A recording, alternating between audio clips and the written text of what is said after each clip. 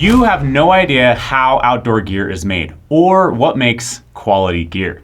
Maybe not you specifically, but you'd be surprised at how little people know about how outdoor gear is made. Many think the quality of goods is solely determined by the brand, that these big companies own their own factories, or that they think everything is made in one factory.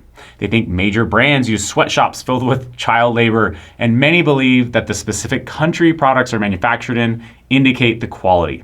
Recently, I found myself in yet another conversation where people believed that we, as well as other major brands, owned our own factories. It made me realize that in truth, most don't have a clear understanding of the origins of most of outdoor gear, except for what I'd refer to as true cottage brands that have retained their small scale internal manufacturing.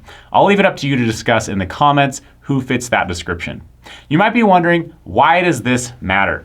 Understanding where your gear is made and how to spot quality gear can be a valuable tool when you're in the market for new outdoor equipment. I'll dive deeper into that shortly, but before we go any further, let's uncover the fascinating journey of how outdoor gear comes to life. For the vast majority of outdoor products, the gear is not made in brand-owned factories. In fact, I'm not aware of any brand-owned factories. And even then, it's not all built under one roof, as you might assume. The finished goods that show up at your doorstep are a result of a complex collaboration between numerous businesses and partnerships. To get the full picture, let's start with the factory. And I'm not talking about where the products are sewn. I'm talking about the very beginning. Every product we make is crafted from fabric, and that fabric begins as yarn. This yarn is often extruded or woven in a factory, and depending on the circumstances can be shipped to a fabric mill. The fabric mill takes the yarn, weaves it into fabric, dyes it, applies coatings or treatments required, and then rolls it up for transport to yet another factory. From there, it is taken to a cut and sew factory, where it awaits other necessary components for the finished product. So what are those components? Well, webbing comes from a different factory, just like zippers, buckles, alternate fabrics, trims, frames, foams, and more. Once all those components are assembled and the sewing line is booked, production can begin. This can often mean that for something like a backpack, over 100 parts and pattern pieces need to be prepared for the final product to even start production. You can see why cottage brands often keep their products as simple as possible. This process requires teams and teams of people to execute. So now you're probably asking yourself, that's great, but how do I know the true quality of something? That's what matters to me. Let's get one thing out of the way. The country of origin has nothing to do with the quality of the product. In the past, we've produced some items in China, and some people would dismiss them as cheap China stuff. Frankly, that comment is so far off the mark that it's hard to not lose my temper. Quality isn't linked to the product's country of origin. It's determined by the components used and the quality of the specific factory where it's made. In reality, the choice of the country of origin often revolves around the tax incentives. Another common misconception to get out of the way is that quality is determined solely by the price tag. Price typically does have a significant impact on quality, but it's not the only factor.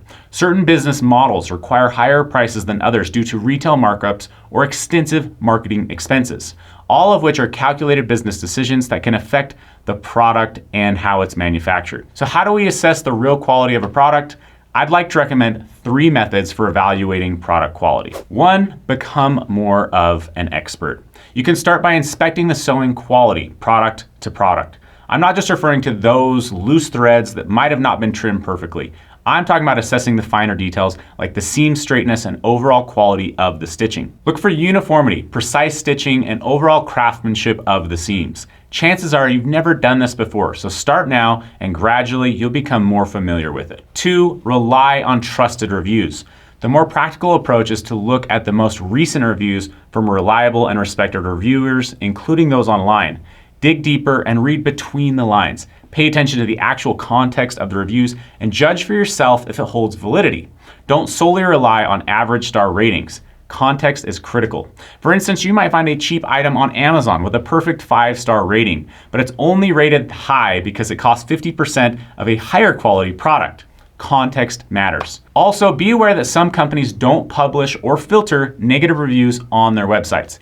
Negative reviews can sometimes be evidence of true review authenticity. 3, consider brand reputation. This can be a tough one for me to admit, but about 5 years ago, some reviewers claimed that our gear wasn't top quality, and I didn't take it lightly. It didn't align with my long-term vision of OV. As a result, we dedicated ourselves to enhancing every aspect of our product quality, and the improvements were substantial. Unfortunately, these changes couldn't be seen or recognized overnight. Fast forward 5 years and things have changed. Today, we're recognized for our innovative, top-notch components, an unwavering commitment to quality. If you don't want to risk your hard-earned money on unproven products, pay close attention to brand reputation. It's a powerful indicator of the trustworthiness and reliability you can expect from the gear you're considering. How did we make that change? It involved meticulous evaluation of every single component and every step in the process. Years of building relationships, extensive travel, hundreds and hundreds of samples and prototypes, in-person quality control, and in reality, substantial financial investment. So, in conclusion, understanding the complexities of outdoor gear's production is vital to assessing product quality. Don't be misled by misconceptions about brands, countries of origins, or prices. Trust reliable reviews, consider brand reputation, and if you want to, start assessing the technical aspects of the products that you're considering purchasing. When you're shopping for outdoor gear, remember these insights to help you make informed decisions and elevate your outdoor experiences. Hopefully this video has helped you become a little more informed about how your gear is made. If you want to get into the real nitty-gritty on our products, subscribe to our OV official channel or check out our podcast.